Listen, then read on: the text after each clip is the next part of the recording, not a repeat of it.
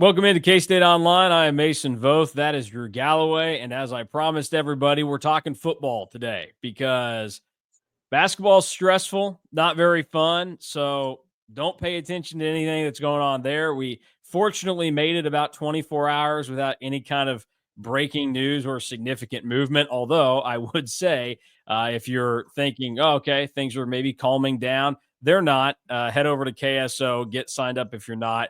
Derek Young has some nice, insightful hints as to what might be coming next for K-State basketball over there. But there's also plenty of football coverage because earlier today, some of the players met with the media. So Andrew Langang and Avery Johnson, I know, talked to some people, and you can go see that on the KSO YouTube. But our focus today on the football front is going to come with the receivers, Drew, because this is a position that it feels like for essentially the last, I mean, you give me the years that you would put on this, but it feels like we've been doing this same thing over and over and over again, where it's, hey, this receiver group, like, this is what I like. This, they might come through. It might be more than just a one-trick pony here. Is that going to be the case for 2025? Because it certainly wasn't in 2024, where once again it was Jayce Brown and a bunch of tight ends. It feels like we've done this song and dance every year. I'll even venture to say like since 2015. Yeah, I was going to say, it feels like we're going on a decade now. 2014 is the last season where it's like it was legit. And now since 2015, it's just like the throwing something at the wall and seeing what sticks every game. What is interesting though is like post 2014, like there's been some solid receivers that have came in, but like as a group, it has kind of felt like they've underwhelmed. But you look at this next group that's coming in for 2025, and it's an interesting group because they completely gutted the roster at receiver.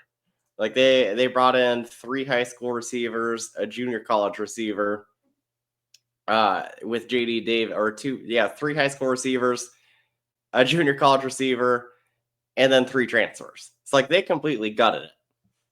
So you look at that and you're like, okay, what does K-State do from here? We know that Jace Brown is a stud. You'd like to see him take a step forward more in the consistency, because I think that all of his touchdowns were in 3 games of the 5 touchdowns. Yeah, Oklahoma State, Colorado, and Iowa State. And 2 of them came in that game against Iowa State. So you'd probably want a little bit more consistency from him.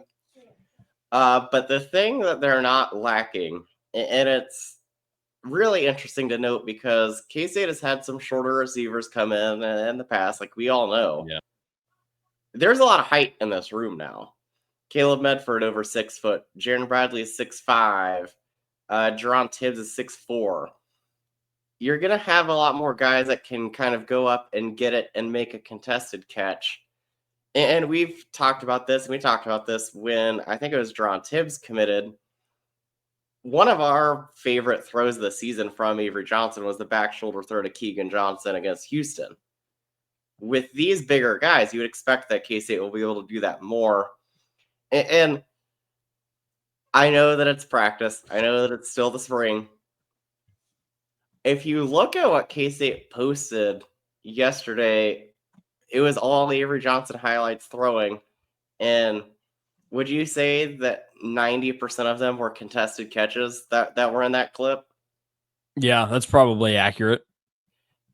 Those are going to be guys that I think can go up and make contested catches because they're big, tall, have strong hands. I mean, Jaron Bradley looks like a freak of nature out there because he's so big. And K-State has never had receivers that are that tall that have really been able to do anything. So the hope is that you can get Bradley back to his form that he had at Texas Tech. Tibbs is a guy that when he initially committed, I was like, okay, like he played at Purdue, like what next? But you look at that, a lot of his yardage came in Big Ten play, and you're like, okay, he's still pretty young. Can he continue to take a step? Caleb Medford, to me, is the one that's the wild card of the transfers. Like, I don't really know what to think of him because he had literally 0 production at TCU. and then transfers down to New Mexico, becomes really just a big play guy. So if you're looking at Caleb Medford, it is a positive season for him, making like 2 or 3 splash plays on the season. Like, I don't think that that's like a crazy thing to really say that could happen either. But that catch was the one that was the most impressive, I thought. Yeah, the video is certainly enlightening into what these guys can do, and I think 2022 is probably the closest we've seen K-State come to having the entire wide receiver room. Like the pecking order is clearly defined, everything's figured out there, and you're not worrying too much about like production because Malik Knowles came close to, for the most of the year, reaching his potential. Phillip Brooks was sturdy. Cade Warner was huge in that group, but it's still, it felt like you were still waiting on a little bit more. And the way things have been talked about, you probably didn't get as much as you had wanted over the course of those guys' careers. Now you come into this situation. We know Jayce Brown, he's gotten better each and every year. You're right. The touchdowns, you'd probably like for them to be spread out a little bit more. And one of those receiving touchdowns was, the little pitch on the sweep at Colorado that he barely, it does, it still counts. But yeah, you'd like to see that spread out a little bit more, but it feels like he could be somebody that ends up with 1,000-yard receiving season this year. And then for the other guys, it's going to come down to, is Tibbs ready to stop being an underclassman and now is his third year of college football? Is he going to be ready to do more than what he did last year? Because while I was putting this together, I was a little surprised to see that his production was a little bit lesser than Keegan Johnson last year. And I thought, if Jerron Tibbs comes in and has the same type of year that Keegan Johnson had last season, that might leave some people disappointed. And then Jaron Bradley on that side, only 6 catches last year at Boston College, but we know he reunites with Matt Wells now, who had him at Texas Tech. Boston College also was a disaster at quarterback. Yeah, they were. And obviously so was Purdue. I mean, Hudson Card was their quarterback. Yeah. They were the worst team in the Big Ten. That 2 atrocious situations for those guys. And then I like what you said about Medford, where that's just one of those where he's a better version of what I perceived Jaden Jackson to be. And I don't even know that this was like the intention with Jaden Jackson, but I always thought Jaden Jackson, he's just going to randomly pop off a big touchdown catch or 2 over the course of the season, but like not a reliable receiver. But you don't necessarily need guys like that to be. You do need the occasional, hey, if you're going to be the 4th or 5th receiver for us and you've only got a year of eligibility or whatever it is, we need you to just pop a big one every once in a while. Do something that can make a difference. We don't need another guy that can catch 3 balls for 27 yards in a game. Like, we got a bunch of dudes that can do that. We can scheme guys to do that. Can you make a big play for us? So I think that's where Medford comes in. And it's going to be, I'm not worried about Jayce Brown. I think he takes another step. I think he and Avery Johnson both continue on their trajectory. It's just going to come down to Tibbs and Bradley. And if this new situation is going to lead to them being in a better spot, it also comes down to, how pass happy is the K-State offense going to be compared to last season? Yeah, that will definitely determine it. I'll play a fun game with you on April 16th, and then we can ask this again right before K-State plays in Ireland after we hear a little bit more. What is a benchmark for you on Jace Brown yardage? For just receiving yards this upcoming season.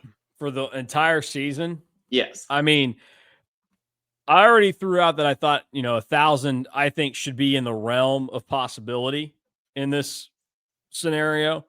I mean, I think he has to at least get to 900. Like, that should be the baseline. You look at what he's done the last 2 years. 437 yards as a true freshman on 27 catches. Last year, he came close to doubling that on 20 more catches, 823 yards. Like, he should be a 900-yard receiver now. And I think if Avery Johnson's gotten better and he's clearly, the number one target here, I think that he should probably be, 900 for sure. 950 would be a really good season, obviously, and 900 is a good season. But I think you want to see it get to at least 900. If he does basically the same thing he did last year, it will be mildly disappointing. And that's not like that shouldn't be a shot to Jayce Brown. It's just I expect more to come from him than what we saw last year because he's a year older and he keeps getting better. No, I think that 900 is a good benchmark. I bring that up because I think that if Jayce Brown is like that 900 to 1,000 yard receiver kind of guy, that you'd think that would probably open things up more for Jerron Tibbs and Jaron Bradley later on in the season because there is going to be more attention on Jayce Brown. So that's where those two can really help ease Brown's usage a little bit because he's probably going to be seeing a little bit more double teams than he's probably used to. And that's where I think that I talked about it earlier. Those two guys' heights will really come into play if it's a one-on-one situation. Yeah. Because there's a chance that if you look at what K-State has right now, Jayce Brown is a guy that we think can get to 1,000 yards and be the first one since Tyler Lockett and Curry Sexton in 2014. So we talk about that. So he's probably going to get a lot of attention. Everyone in the Big 12 at least knows that K-State had 4 different tight ends score a touchdown. Mm-hmm. You would anticipate more teams will try to take away the tight ends and take away some stuff over the middle. Well, what does that leave? That leaves Jaron Bradley and Jerron Tibbs, who could both be in one-on-one coverage. And you're just hoping that those two guys can keep taking steps and then just make plays when they're relied on. So the other thing that I want to throw into this on the topic of Jayce Brown, and then maybe more of like target share stuff for the offensive or for the offensive weapons this year. Last year, Jayce Brown in the Big 12 checked in at 12th in receiving yards in the conference. Of guys that were in the of guys that were in the top 20 of receiving yards in the Big 12 last year, Jayce Brown was tied for the second least amount of catches amongst those guys. He and Kobe Hudson at UCF were 12 and 13 receiving yards. Both had 47 grabs. The only guy in the top 20 with less catches than them was Darius Lassiter at BYU, who was 20th. He had 45 catches for 700 yards.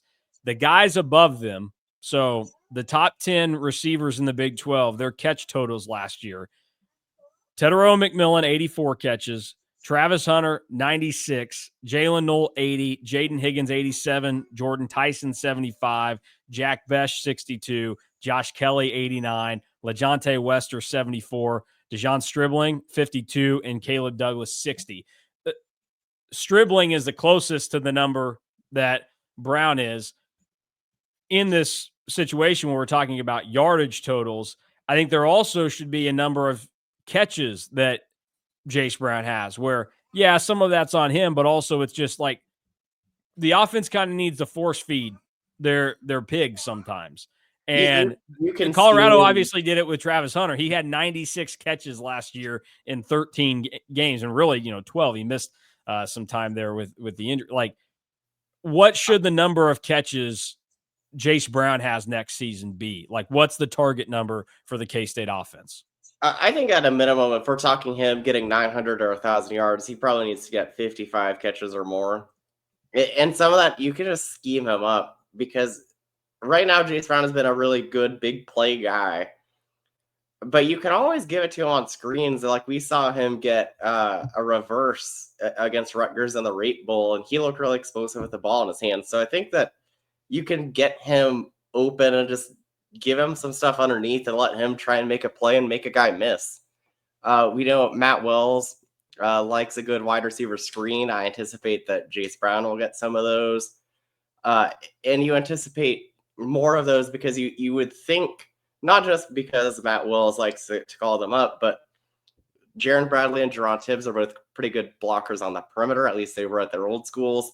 So you'd expect more passes underneath to get those guys and let them block and have Jayce Brown, who's explosive, get the ball and go.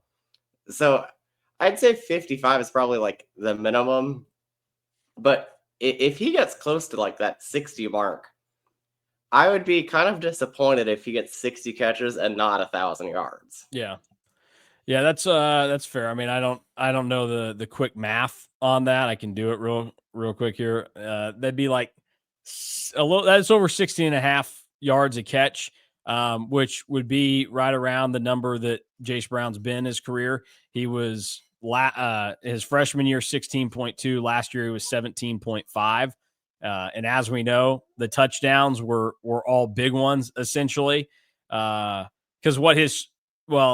the one against Colorado that we talked about doesn't really count in what I'm referencing. But his touchdowns, he had a 55-yard catch against Oklahoma State, the 50-yarder against Colorado, and then 65 against Iowa State. And then the other one was no cheapie either. And that was, I mean, we talk about the back shoulder to Keegan Johnson in Houston.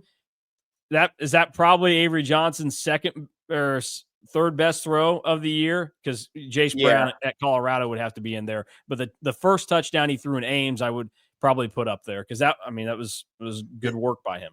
That's definitely up there, because not only was it a great throw, that was a fourth down. I believe it was a fourth and short, and K-State threw a bomb to Jayce Brown. So I would say that's probably his third best throw of the season. Go ahead. You kind of look at Jayce as he's been a big play guy, so you'd expect with a little bit more catches that might go down a little bit, but those are the kind of guys that you need to get more targets. Yeah, I think if he took a 17.5-yard average, he needs 58 catches to get to 1,000 yards this coming season. I think that should probably be the target then. There is what it takes for Jace Brown to be 1,000-yard receiver based off last season. You say we need to get him at least 58 catches. So, however the target number ends up working out there. And if you go and look through at a lot of these guys, that was the goal last year. I mean, only in the top 10, like I referenced in the Big 12, Stribling was the only guy that didn't have 58 catches in the top 10 of receiving yards last year in the Big 12. So you gotta feed the guys that are going to make plays for you. But then in addition to that, we've mentioned Tibbs, we've mentioned Bradley. How confident are you that they are going to be the ones that fall in line to be reliable number 2, number 3 receivers this upcoming year? Or are you thinking somebody else on the list there is going to step up and play a big role? Yeah, I'd be really surprised if those weren't the top 4 wide receivers this coming season. That 5th spot, though, is kind of wide open. It could be J.D. Davis. It could be Larry Porter. Or it could be Jaquise Bradley-Demps. So that's what I'm looking forward to really in the fall, because we've talked about it. This spring is just kind of it's more OTAs in like the NFL than it is actual practice right now, because you have so many guys sitting out because they had off-season surgery, or K-State just doesn't want them to practice. Like Dylan Edwards didn't practice at the open practice yesterday because of load management. So like you never know what you're going to get when you see a spring practice. So because of that, like the wide receiver 5 and 6, like where all that kind of ends up being, is something I'm really looking forward to hearing more about in the fall when the bullets are really flying. Because anymore, when you're talking about the spring, it is almost exclusively doing more things like OTAs, and then you're hearing stuff about how much muscle everybody is putting on in the lead up to the spring than actual spring practice. Yeah. I just, is this the year where you get a reliable number 2 and 3, and like everything kind of falls into place as people are talking right now? That's really the thing. And again, I like the potential of Tibbs. The Bradley thing, I'm a little bit more, because there's just been some up and down there in his career. But again, the size is a big deal. K-State has not had a ton of size out there at receiver. I know a couple of years ago, may have been 2 years ago, and I probably deleted it trying to free up storage somewhere in like my Google Drive. But I put together basically a list where I was looking at the height of all the receivers in the Big 12 and where K-State stacked up there, because I thought that was kind of a weak spot for them. And I look around at the rest of the league, and I see all these different receivers that I like from these different teams, and I go, oh, most of these guys are much taller than what I see producing for K-State. So having that height is a big advantage, and now we'll see if it comes through. Last thing I'll ask you, we talked about the target number or the target reception number that we want Brown to get at, not the actual targets, because that'll vary. He's gonna catch every single ball that comes his way. Okay, well we'll pencil him in for 90 grabs next year. So I think we say 60 should be the goal. You want Jayce Brown to catch the ball 60 times next year if everything goes right. Beyond that, with a true number 2 and number 3 receiver, what do you think the goal should be for guys like Tibbs and then Bradley or whoever ultimately ends up being that third guy? That's where it's tough, because we don't know how much K-State is going to throw the ball. I would say whoever ends up being the wide receiver 2, you're probably hoping that they get like 30 to 35 catches. And then the 3, like 20 to 25. Like, because that's where it's just hard, because we don't know how much K-State is going to throw. We do know that they're going to throw to the tight ends a lot. We do know that the running backs are going to get targets too. So I'd say like in that, both of them, and like that mid 30s for the 2, and then like high 20s, low 30s for the 3 would be a great season for both of those. Like if you can get that out of the 2 and 3.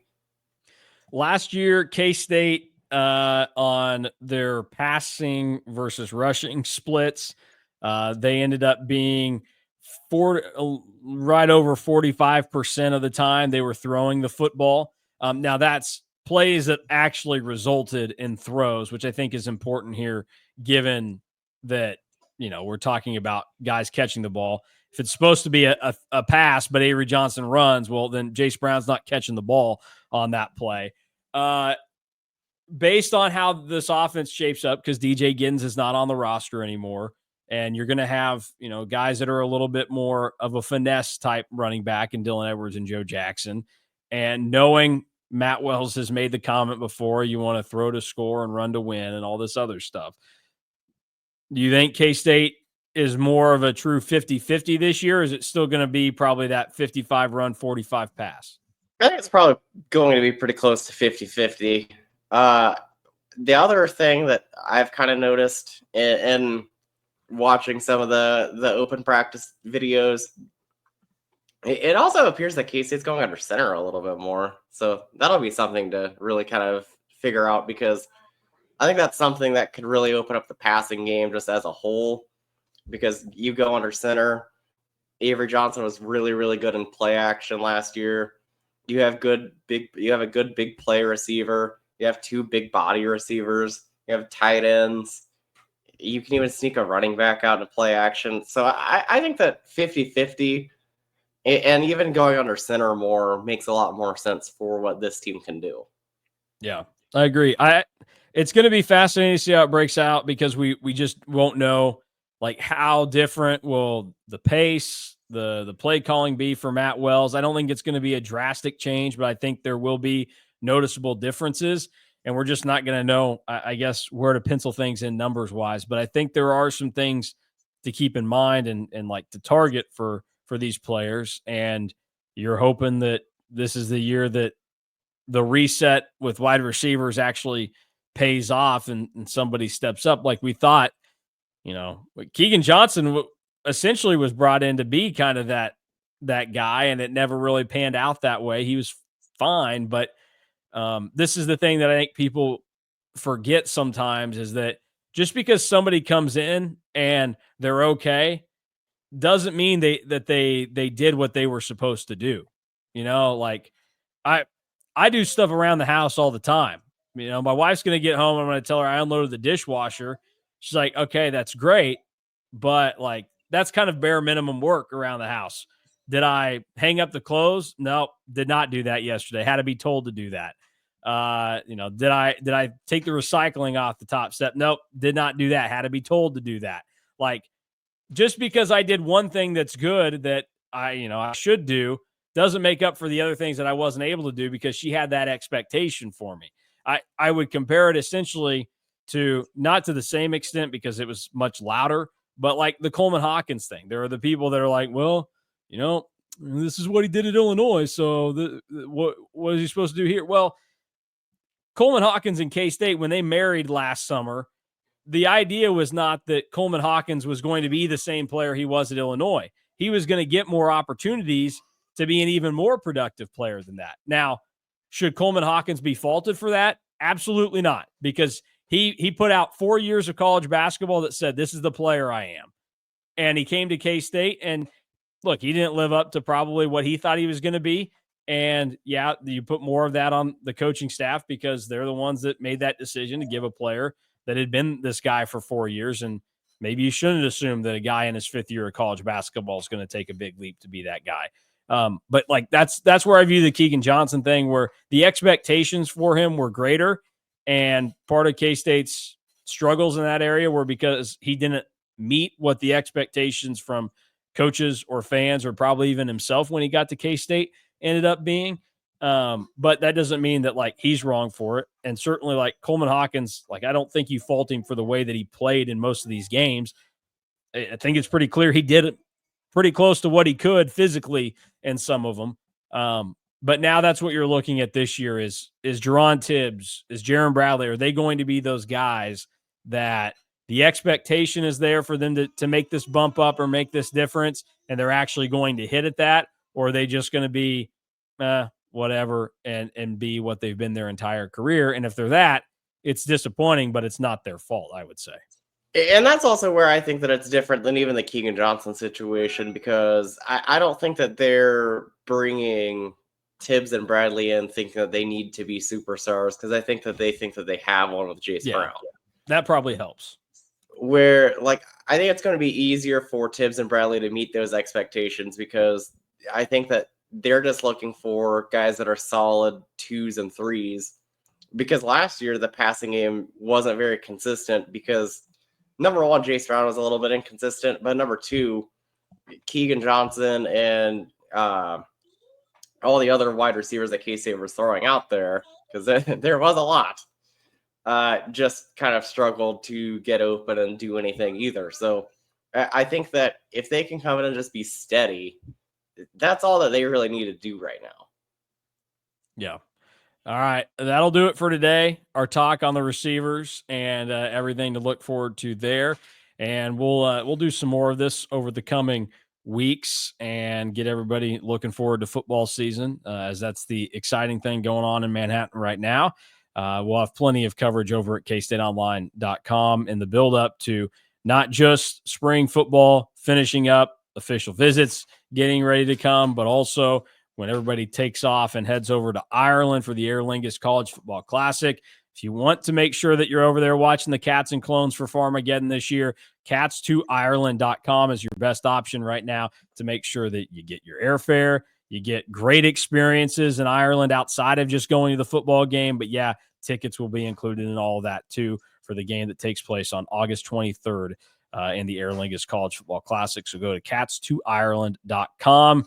Drew, we finish with your Ireland fun fact for the day. So when you think of wallabies, where do you think that wallabies are most likely found? I feel like I would say Australia. There are wallabies in Ireland. Interesting.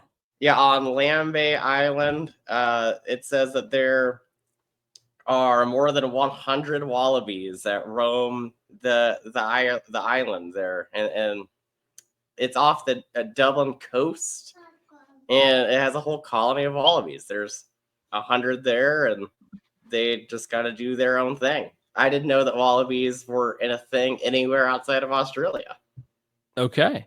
I see. Now this says that this island is owned by it's a private estate owned by a family, and that they introduced wallabies in the 50s and 60s, and now they've got around 30 to 50 living there. So I don't know that we're going to be able to enjoy the wallabies, are we?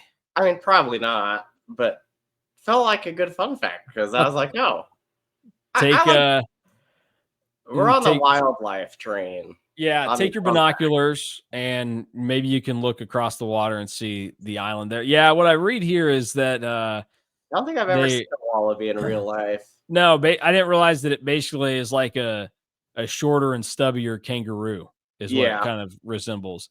But says that they're native to Australia and New Guinea, but then populations were introduced in New Zealand. Makes sense right there next to Australia, Hawaii, and the UK, and some other countries. So they do belong to the same taxonomic family as the kangaroos. So kangaroos are specifically categorized in the 4 largest species of the family. Wallaby is an informal designation generally used for any macropod that is smaller than a kangaroo, or a wallaroo that has not been designated otherwise. Okay, interesting. So that's a little wallaby action there for you. And it's a good way to end it out. My favorite animal fun fact that we've done so far for Ireland. So I look forward to probably not seeing them, but knowing that they're out there way yonder in the water somewhere on that private island near Dublin. So maybe you'll catch a glimpse of it if you're lucky by going over there with catstoireland.com. I don't know. You'll have to figure it out for yourself. For Drew Galloway, I'm Mason Voth. Thanks for watching K-State Online. We are back again tomorrow. We'll talk some more football, hopefully. Please don't do anything dumb basketball. We want to talk football tomorrow.